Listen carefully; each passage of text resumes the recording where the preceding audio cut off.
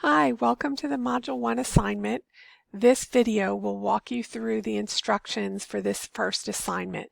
The instructions are also viewable in a Word document that can be found under the Module 1 folder. This first assignment is a focus group assignment. And as you've seen presented earlier, there's a course problem, and this course has 4 components to solving that problem. The first part is a focus group assignment. The second part is a cross-group team assignment. The third part is a class response, and the final part is the development of professional learning component. Each of these pieces will be joined together to form the overall response to the course problem. So this first assignment is a look at the focus group teams. In this particular assignment, the purpose is to help you develop brain-based strategies that can meet the needs of a particular special population of students. The first thing you need to keep in mind is because this is a group project, you will be responsible for completing a group contract. And after you review the guidelines for Part 1 and Part 2 of the assignment, what you want to do is get together with your group and develop a contract. And in the contract, what you'll do is you'll identify the responsibilities of each group member and the timeline. This should be uploaded to the discussion folder. There's a location for you to upload the group contracts. Let's go through each part of the assignment. The first part is an individual component. In the individual component, there are 3 parts. The first part is that each individual in the group will research the traits or the characteristics of a particular subgroup and identify some of their specific learning needs. So what you'll do is you'll sign up for a particular focus group, and this entire assignment you'll be focused on that focus group. So it might be special education students or second language learners or gifted and talented students or students in poverty, but each member will sign up for a group. Throughout this focus group assignment, you'll just focus on that particular group of students. Don't worry if it's not your first choice in groups, because the second module you'll get a chance to look at the other groups of students as well. So the first task is that each individual will do some research and they'll identify the traits or the characteristics of those students. The second step, after you've done the readings for the module, each individual group member will identify some of the brain-based learning strategies that are appropriate for that group of students. And then the third component is a rationale. And this is basically an explanation as to why the particular brain-based strategies are appropriate for that group of students. Let's go through each of these components one by one. So step 1 is identifying the traits or characteristics and learner needs. So what you'll do is you will read your assigned articles and any resources that you've determined you want to use as a group. And you can use the annotated bibliography under the course resource folder. If you look under course resources, you'll see a separate folder for each subgroup of students. If you open that up, you'll see a list of articles. You'll see the name or the title of the article, the reference. There's a link underneath that reference that will bring you to that particular article, and you'll be able to open up the full text portion of that article. And what you can do as a group is you can read down through the annotated bibliography and decide which articles are most interesting to you and who would like to review which of the articles.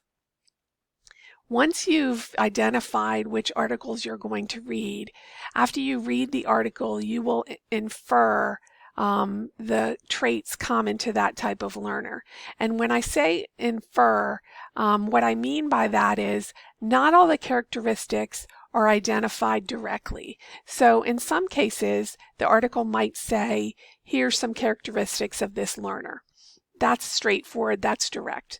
In other articles, it's not as direct. So what you need to do is you need to read through the article and see what kind of things the article is talking about in terms of the learner. So it might say things like there's a lack of background knowledge, or the students are highly motivated, or they have limited vocabulary, or they're highly independent. You can pull up any of those components as characteristics or traits for the first step in the process. So that's the first part of the assignment, is to come up with the traits. Part 2 is to identify brain-based learning strategies. So after you read the Module 1 readings from the text and the brain-based learning articles that are assigned, and again, these can be found under the course resources folder, so there's links to those brain-based learning articles. What you'll do is you'll identify the brain-based practices that you feel would best meet the needs of your group of students. So you've got the characteristics that you've identified. Now what you want to do is look to see which of the brain-based practices best align with those particular student traits or characteristics. So that's part 2. So part 3, you're going to do a rationale. And basically what this does is allows me to see the thinking that you have behind your selection of the brain-based strategies. So you're going to explain why those brain-based strategies are appropriate for your particular learners.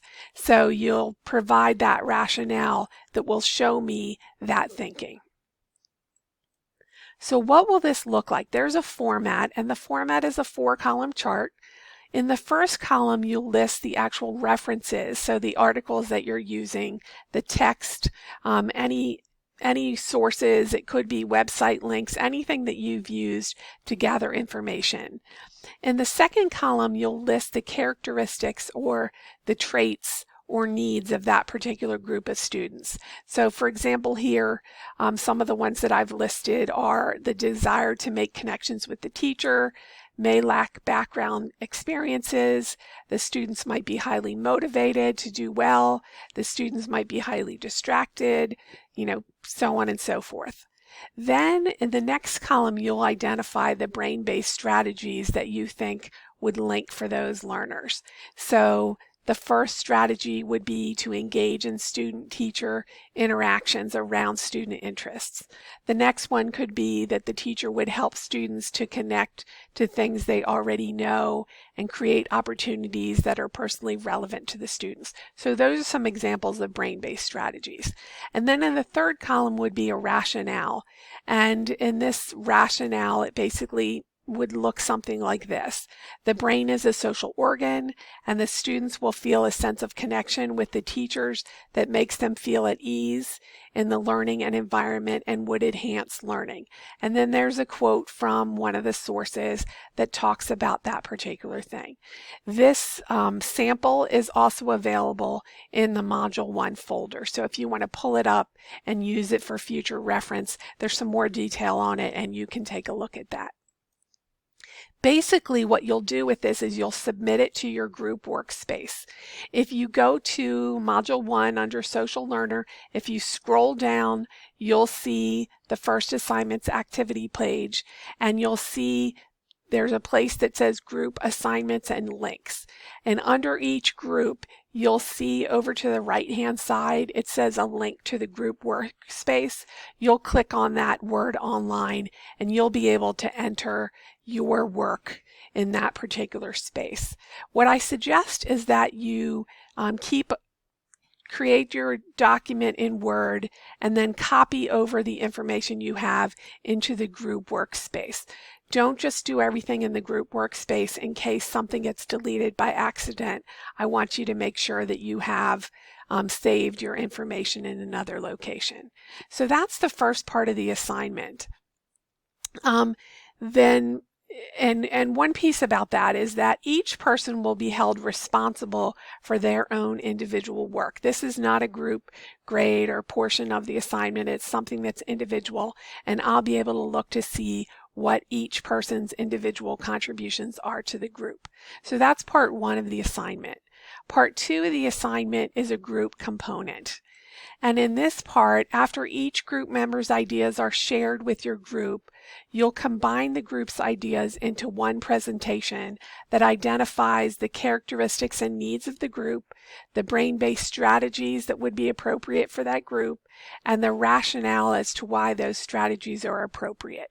So it has the same three components as the individual component, but in this instance, you're compiling your group's work together into one presentation.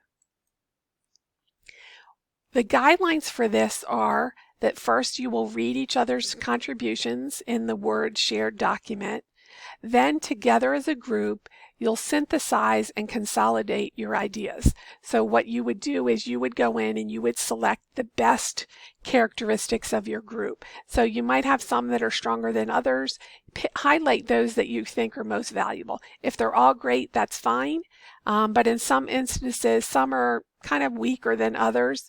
And that's not necessarily because someone didn't do a good job. It's just that some articles are better than others in identifying those needs or characteristics. So then the next part that you'll do is you'll consolidate the brain-based strategies. Since you're using some of the same resources on the brain-based learning, what you'll find is that there's an overlap in terms of what people have selected as being relevant. So you can consolidate those ideas into, the most relevant or the most important. And then the last part in this is that you'll utilize and synthesize the best rationale statements. So you'll read each other's rationale statements, you'll decide which ones you think are the best or which of those can be combined together to provide a clearer rationale. But as a group then, you've pulled your ideas together. What you'll do is you'll develop a PowerPoint presentation, and there's a link under the Module 1 folder where there's a link, just like there was for a Word document, there's a link for PowerPoint presentations. And this is a shared group presentation, so everyone can work in the presentation at the same time. There are some chat features that are available for you to interact and engage with each other, and you can use those while you're working on the presentation. You also can use other collaboration tools that you feel like would be beneficial to help you work together on any of these components of the group assignment. After you've developed the PowerPoint presentation, you're going to upload your presentation to VoiceThread, and there are instructions or a link under Module 1 to show you how to go about doing that. And after that, you'll narrate your presentation in VoiceThread. So as a class, we'll have access to each group's presentation in VoiceThread. So finally, I'm sure you want to know about the evaluation criteria for this assignment. There are basically two parts. There's an individual component and score and a group component and score. And you'll see that the criteria align directly with the assignment elements. So under the individual component, you'll have a total of 12 points, 3 4-point sections. The first will be a look at your understanding of the learner needs of a special population of students. The second will be your application of the brain-based learning strategies that you've identified. And then the third component will be a look at your foundational knowledge, which will come through in the rationale statement that you've developed. Then for the group presentation, it's the same three components. As a group, I'm looking at your overall identification of the learning needs of students. Secondly, the brain-based learning strategies that you've identified and whether they're relevant to that group of students. And then lastly, I'm looking at the foundational knowledge that you've communicated based upon the rationale. So that's another 12 points for the group component for a total of 24 points for this assignment. So that's it. That's the assignment overall. And hopefully this will help guide you through. As I mentioned again, the instructions are also presented as a Word document and in text on the site so that you can reference those in a way that's most beneficial to you. I hope that answers all your questions. If you have any additional questions, you can always shoot me an email and I'm happy to reply.